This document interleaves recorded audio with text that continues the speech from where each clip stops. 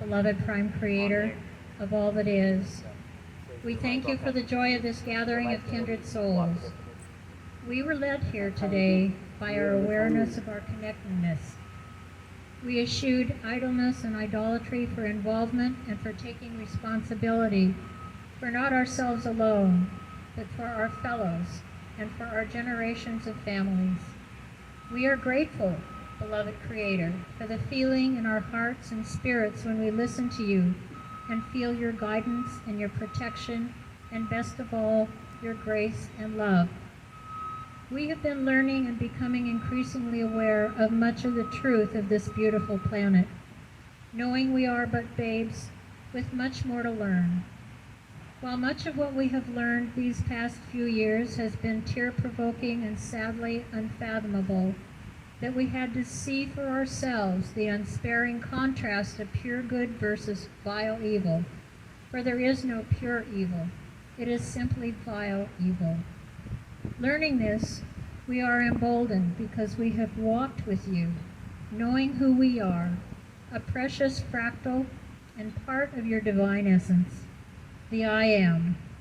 This is the knowing.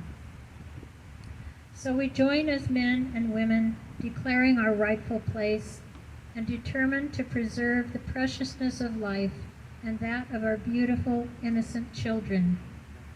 Beloved Creator, we are here at your foot, as your foot soldiers and your voice, to shout in the ears of those who choose not to listen yet continue their business without regard. We are the social compact you've been looking for. We are the ones who are compelled to charge ahead for our unalienable rights, for equanimity and balance for the people, and for righting what got turned upside down and backwards by the greedy ogres and pirates who think they own us. So in great gratitude, we humbly thank you, beloved Creator, for these next few sacred moments together as one, with the great all that is all there is, and we sing praises by our actions into the power and the glory of your ubiquitous, unlimited love that will always, always, always be our guide and our reward. Let it be so, and so it is. Amen. Welcome, everyone. I'm really glad we're here. We got started late, a lot of setup, and it's going to take a while, so we want to be really focused and pay attention to the directions. We have 10 ballots for every one of you to sign. And by signing, what you're going to do, there's a proxy at each table. So each person in charge of your table has the ballots, and we're going to go one by one by one. I'm going to read each of the ballot heads quickly, just so that you know what it is that we're actually addressing. If you haven't been on our website and looked at that all, but I know that you all have been involved in enough of the knowing of what's going on, been on our meetings and whatnot, so that it's important that,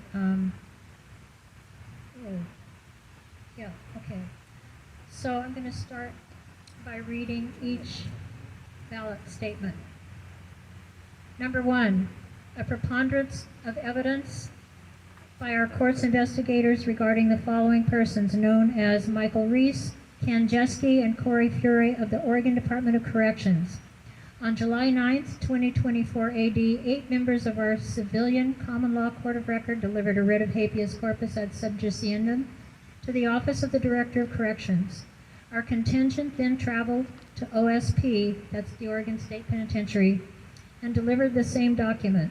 The purpose was to lawfully extricate and get necessary proper medical care for David Anthony Coolidge. We were refused and excluded from the facilities.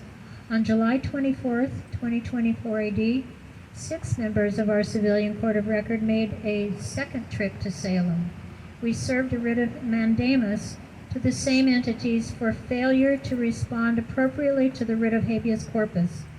There are no lawful options for a refusal of our writ of habeas corpus ad sub judiendum and writ of mandamus.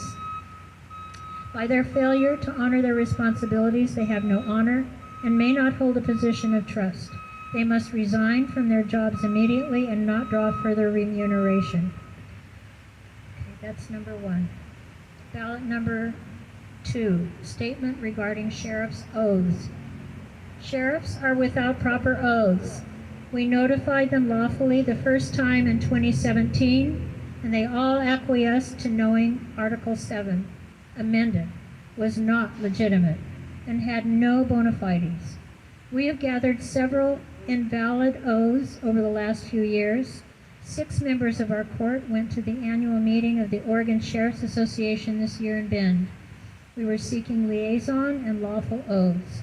We bought 2 memberships and lunch for 6. Our money was returned and we were excluded.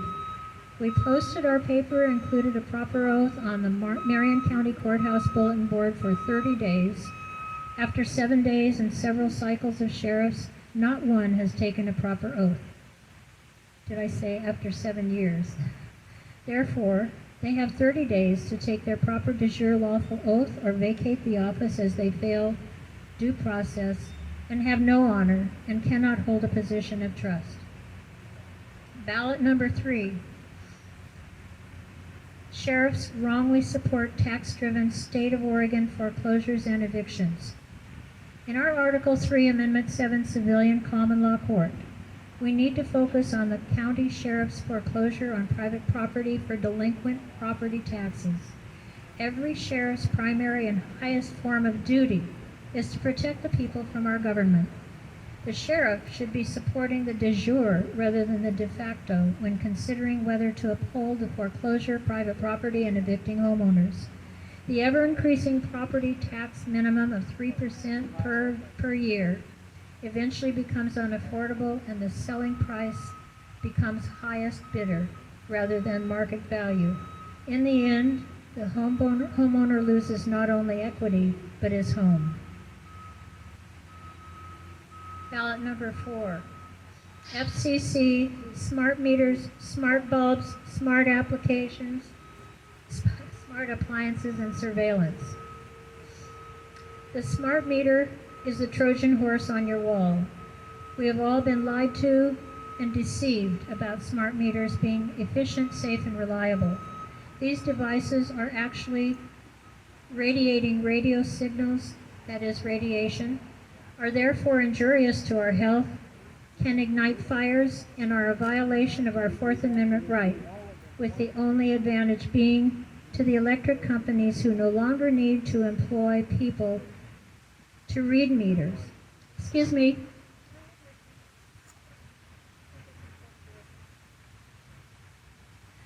These revenue-generating meters read your smart appliances and smart bulbs. They're those squiggly bulbs that contain mercury and are not to be landfilled, but included in hazmat refuse. In case you didn't know, it's not for the landfill, it's hazmat. This technology has been forced on the masses, most of whom seem oblivious of their potential harm and of the deceptive practices of the power companies. Issue number 5. Oregon State Police is post-November 8, 1910 de facto illegal and illegitimate. Oregon State Police was created August 1, 1931. Because it was created post-November 8, 1910, it is de facto illegal and illegitimate. That makes it unlawful ab initio, that is, since the beginning. Fraud vitiates all contracts partially or completely. We know Article 7 was amended. There is no evidence of it being properly amended and published in our Constitution. The State Archives is unable to provide proof of Article 7 amended being lawfully added to our Constitution when inquired of in 2018 and as recently as July 2024. When a claim cannot be supported, it fails. The former last 2 superintendents and the current one, Casey Cotting, have refused to address our petition for redress of grievance this last July 2024. The Oregon State Police is bogus. The illegitimate Oregon State Police, at the direction of de facto Kate Brown, acting as governor, authorized the FBI to attend what became Bundy et al. A homicide occurred, and Robert Lavoie Finicum was killed. From its illegal inception through the homicide of Lavoie and up to today, the Oregon State Police is color of law de facto, and all of its employees are without legitimate funding. Their pay should be stopped and provisionally reorganized as de jure and to function temporarily with oversight from the Oregon Statewide Jural Assembly. And for those of you who may not know, this involved uranium-1. There was a New York grand jury that held and created a true bill and indictments. Number 7, Oregon's de jure statehood documents circa 1849 unavailable. On or about June 2019, Deputy Secretary of State Richard Vial and Archives Director Stephanie Clark made an appointment with our Court of Four.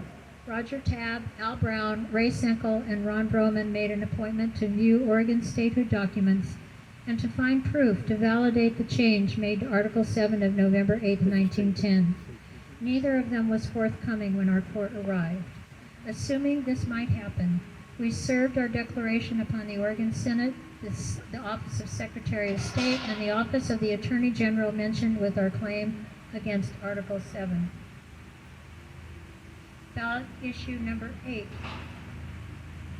Regarding 5G networks in Oregon, there is a division of opinions regarding 5G frequencies.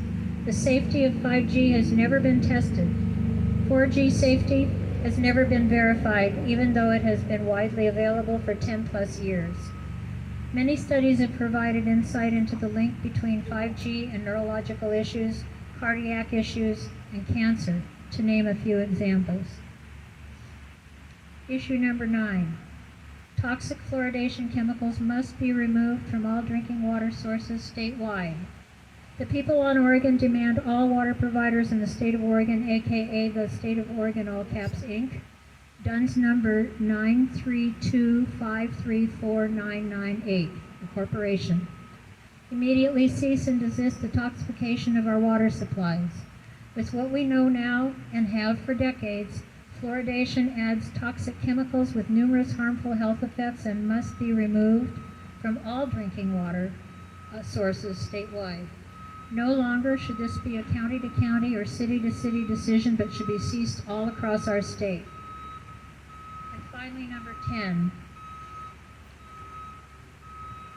Oregon State Bar, OSB, AMA, and ADA as a pervasive dictatorial governance entity. All state licensing boards have dictatorial powers over their licenses. Oregon is no different. These boards are granted qualified immunity that plays out as absolute immunity by the state and federal courts for any decision they make, right or wrong, even if the latter was intentional. The Oregon State Bar and the Oregon Medical Board are both representative of these behaviors. All Oregon boards act unconstitutionally, in particular when it comes to due process rights. The OSB, the OMB, the Oregon Health Authority, Oregon's current and past governors, Oregon State's Congress, and numerous other Oregon state and federal bureaucrats, including state and federal courts, have been notified and informed of all concerns regarding the running and regulation of state boards, but nothing has changed. Public servants are not there for you, but to protect their own interests. Okay, we're going to proceed with number 1. And there, like I said, there's a proxy at each table, so you're going to get the first ballot. What you're going to do is you're going to read the statement so that you're clear as to what it is you're signing. You're going to sign your LTA with a red pen. Then you're going to print under that with a blue pen and the date in blue. Okay? So can everyone do that on ballot 1, assuming that you agree with the issue? If you do not agree, do not do the ballot. Okay? You're voting. When you sign the LTA, it means that you agree with the statement and you are a vote for that being put into a true bill and going to a petite jury. So if you agree, sign your LTA with your signature in red. Print your name in blue and the date, and then pass it to the person next to you to witness.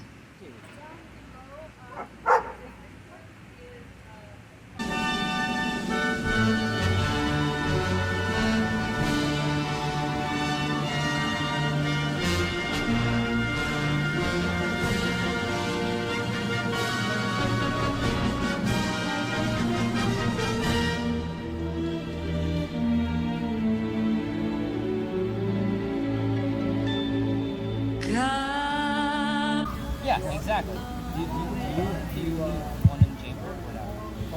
Can everyone be quiet for a moment? I just want to do a final. And Can everyone please be quiet for a minute? I don't. Thank you for coming. They don't care whether or not you have. All right, we just completed a vote on 10 ballots. The total number in one of the folders, which I feel is probably unanimous, I didn't see anyone rejecting any. So we had 19 votes on all 10 issues in support of our ballot issues. And they are all posted on our website, orsja.org, every ballot, every topic, every issue. We will be creating a true bill, and we will be doing a petite jury trial. Thank you so much for all of you coming.